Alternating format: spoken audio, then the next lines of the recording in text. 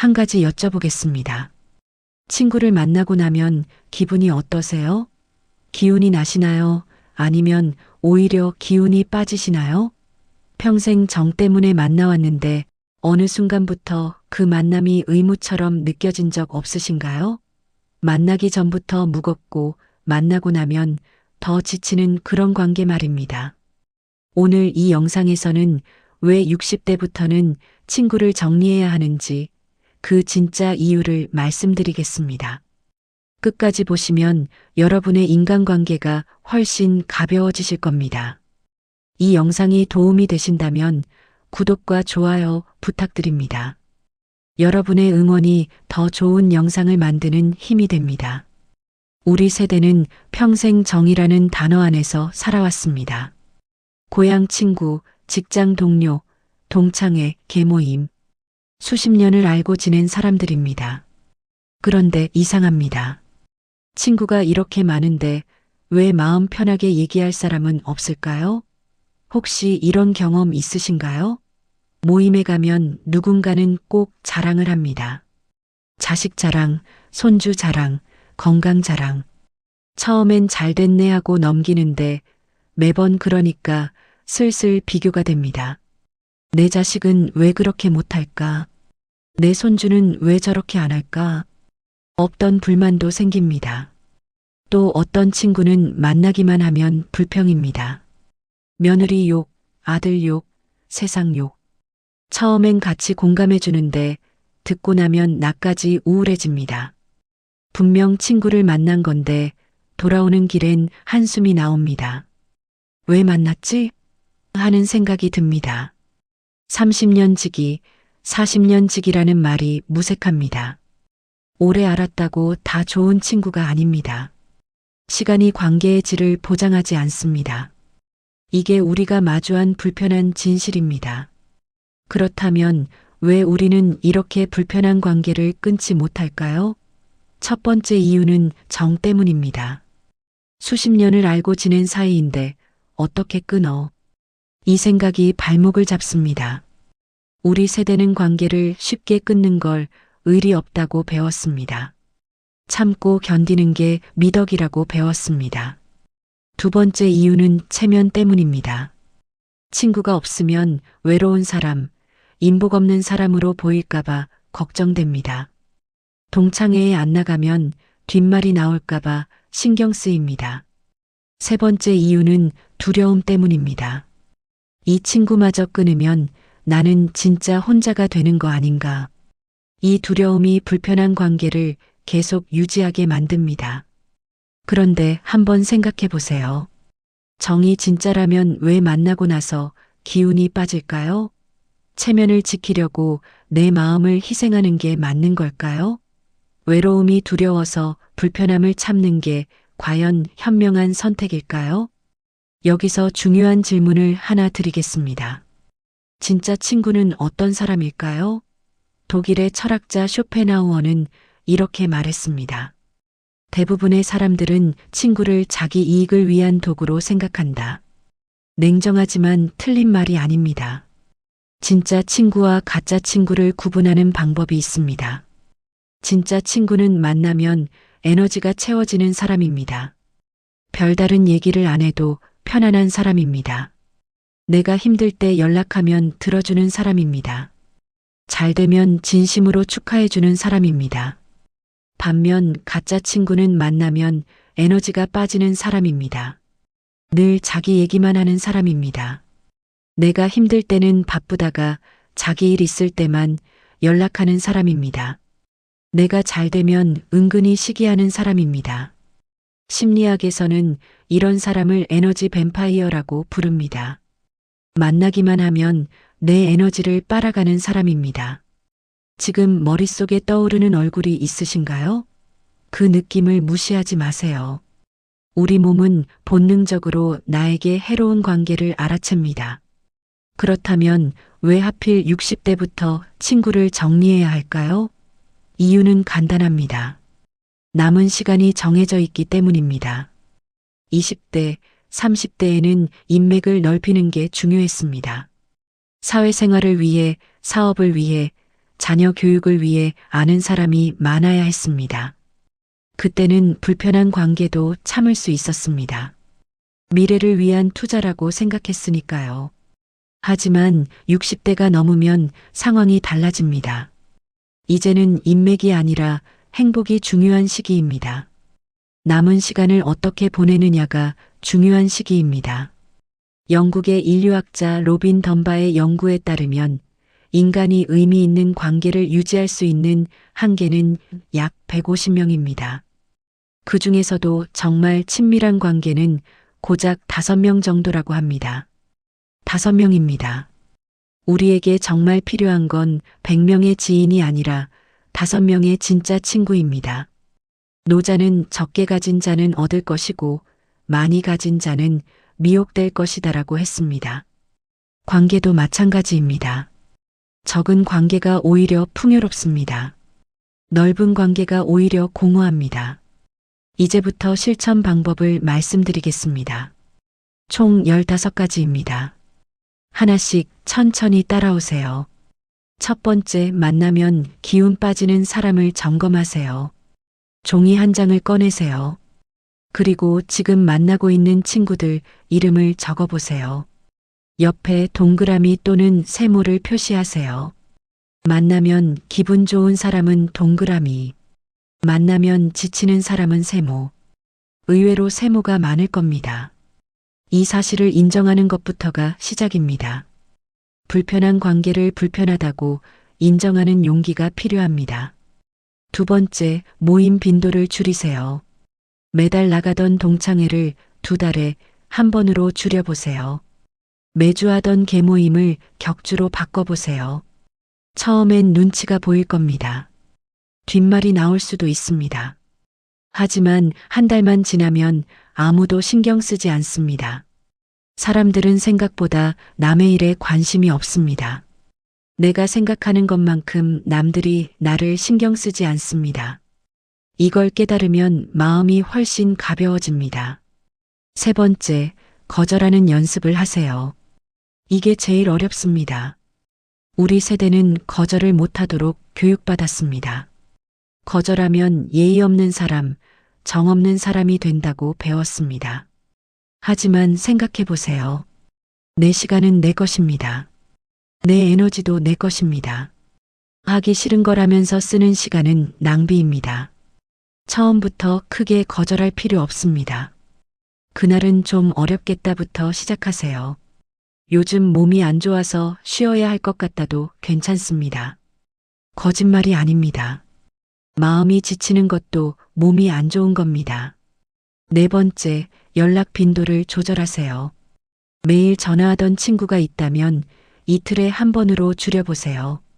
카카오톡 단체방에서 굳이 모든 대화에 반응할 필요 없습니다.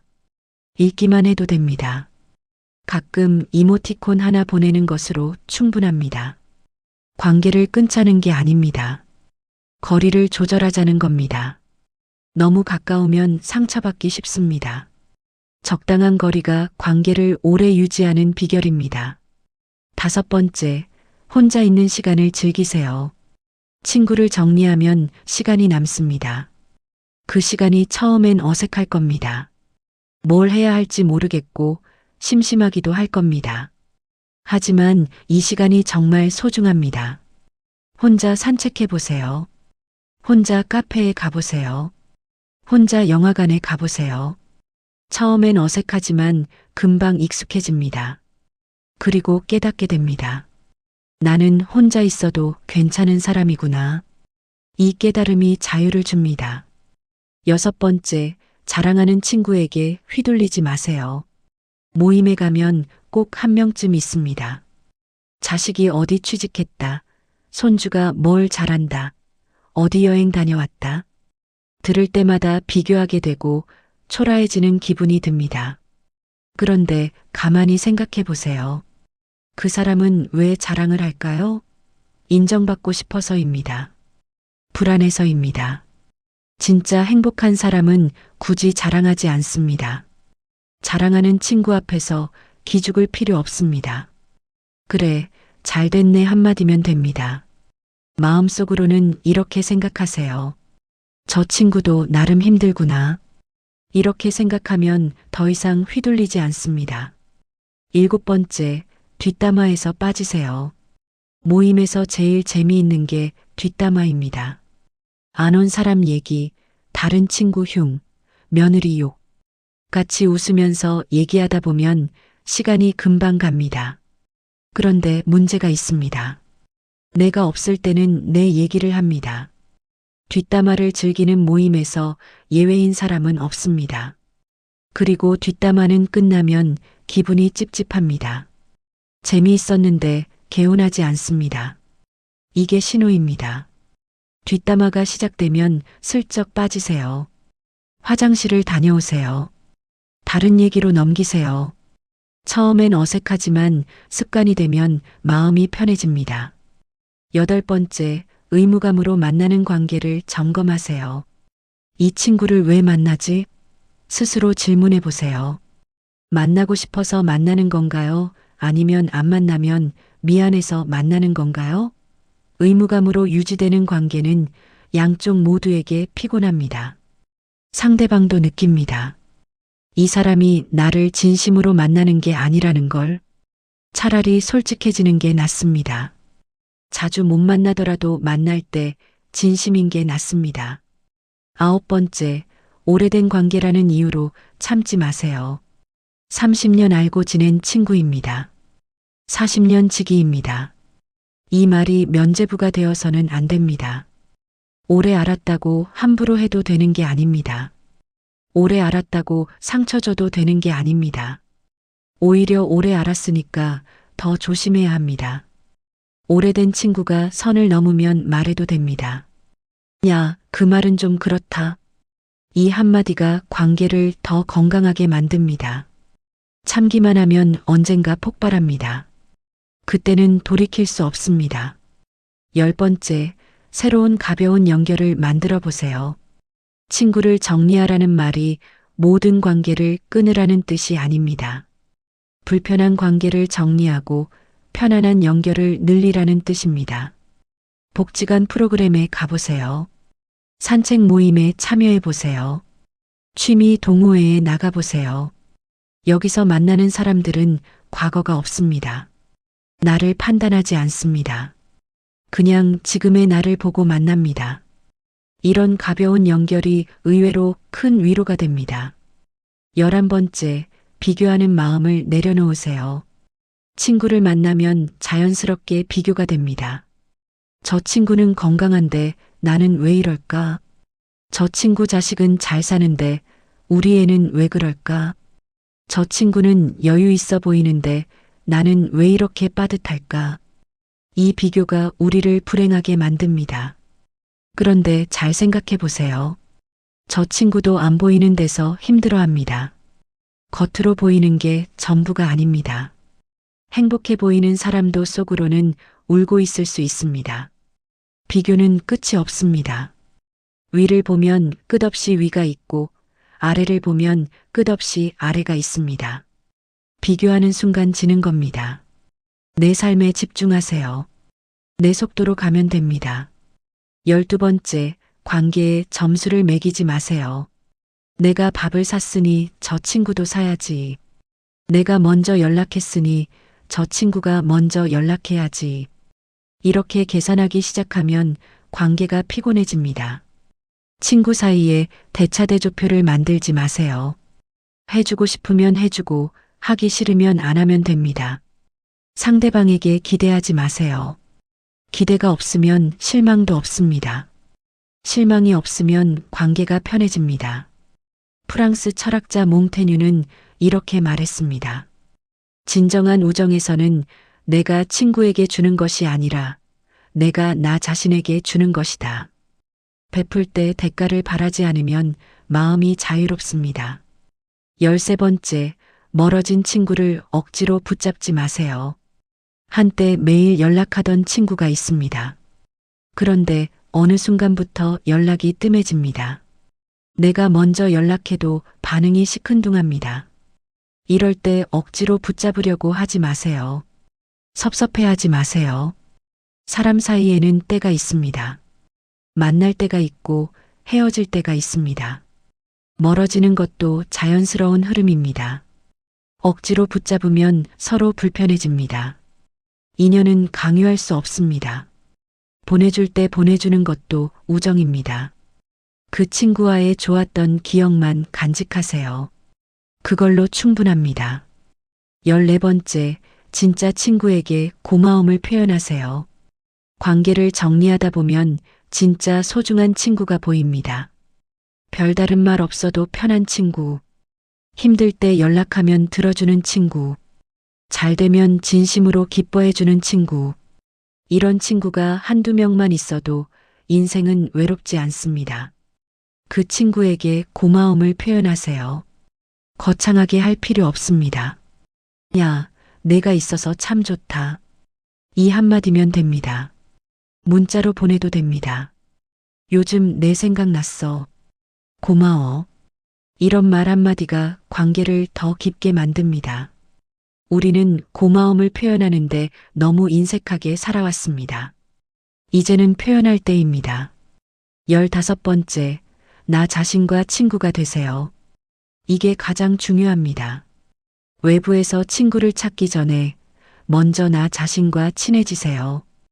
혼자 있을 때 심심하지 않은 사람, 혼자서도 즐거운 사람, 이런 사람이 진짜 행복한 사람입니다. 스위스의 심리학자 칼 융은 이렇게 말했습니다. 고독을 견디지 못하는 사람은 타인에게 좋은 친구가 될 수 없다. 나와 잘 지내는 사람이 남과도 잘 지냅니다. 나를 사랑하는 사람이 남도 사랑할 수 있습니다. 매일 아침 거울을 보면서 오늘도 잘 해보자라고 말해보세요. 자기 자신에게 말을 거는 겁니다. 처음엔 어색해도 계속하면 익숙해집니다. 나와 대화하는 습관이 생기면 혼자가 두렵지 않습니다. 여러분, 지금까지 15가지를 말씀드렸습니다. 정리해 보겠습니다. 친구가 많은 게 중요한 게 아닙니다. 만나면 기분 좋은 친구가 있는 게 중요합니다. 불편한 100명보다 편한 1명이 낫습니다. 오래 알았다고 다 좋은 친구가 아닙니다. 정이라는 이름으로 불편함을 참을 필요 없습니다. 60대 이후의 시간은 소중합니다. 그 시간을 에너지 뺏기는 관계에 쓰지 마세요. 나를 지치게 하는 관계는 과감히 정리하세요. 그리고 나를 편하게 해주는 사람들과 더 깊이 연결되세요. 동양 고전 책은담에 이런 말이 있습니다. 서로 알아주는 벗 한둘이 100명의 술친구보다 낫다. 진짜 친구는 숫자가 아닙니다. 깊이입니다. 여러분은 평생 관계 때문에 애쓰셨습니다.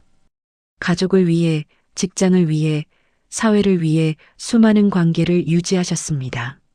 정말 고생 많으셨습니다. 이제는 나를 위한 관계를 가져도 됩니다. 내가 편한 사람만 만나도 됩니다. 불편한 모임에 안 나가도 됩니다. 그게 이기적인 게 아닙니다. 그게 지혜로운 겁니다.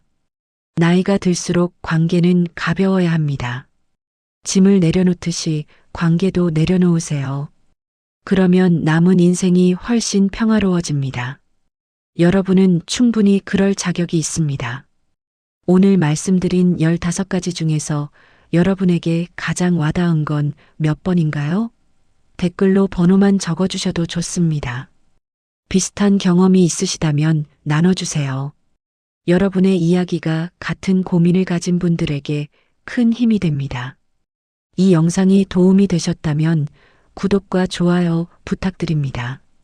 주변의 관계 때문에 힘들어하시는 분이 계시다면 이 영상을 공유해 주세요.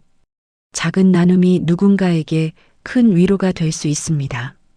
다음 영상에서도 위로와 공감이 되는 유익하고 지혜로운 이야기로 찾아뵙겠습니다. 늘 건강하시고 행복하세요. 감사합니다.